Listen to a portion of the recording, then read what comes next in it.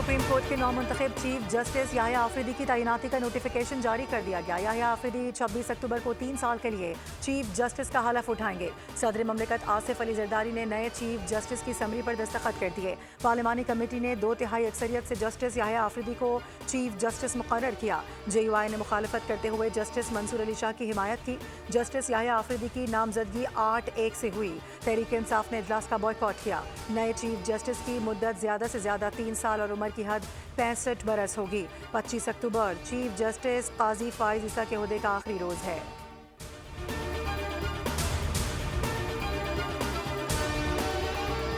Chief justice फाइज ईसा और नामजद chief justice Yahya Afridi की मुलाकात हुई। फाइज ईसा ने चीफ जस्टिस याह्या आफरीदी को मुबारकबाद पेश की। ज़राए के मुताबिक जस्टिस आफरीदी मुकदमात की समाअत के बाद भी चीफ जस्टिस से मिले।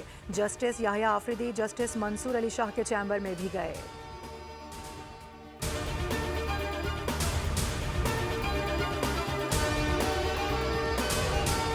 जस्टिस याह्या आफरीदी की बतौर चीफ जस्टिस तैनाती को पाकिस्तान की मुख्तलिफ बार काउंसिल्स ने खुशाइन करार दे दिया।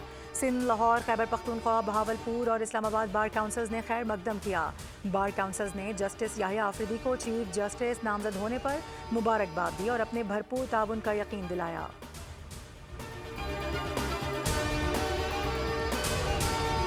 तोशाखाना 2 केस में बुशरा बीबी की दरख्वास्त जमानत मंजूर। इस्लामाबाद हाई कोर्ट का बुशरा बीबी को रिहा करने का हुक्म। जस्टिस मियां गुल हसन औरंगजेब ने अहकामात जारी कर दिए।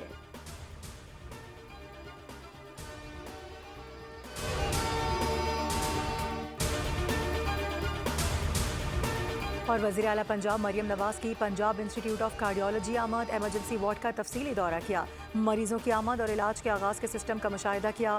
बहावलपुर से एयर एम्बुलेंस पर लाए गए मरीज अमजद अली की अयादत भी की।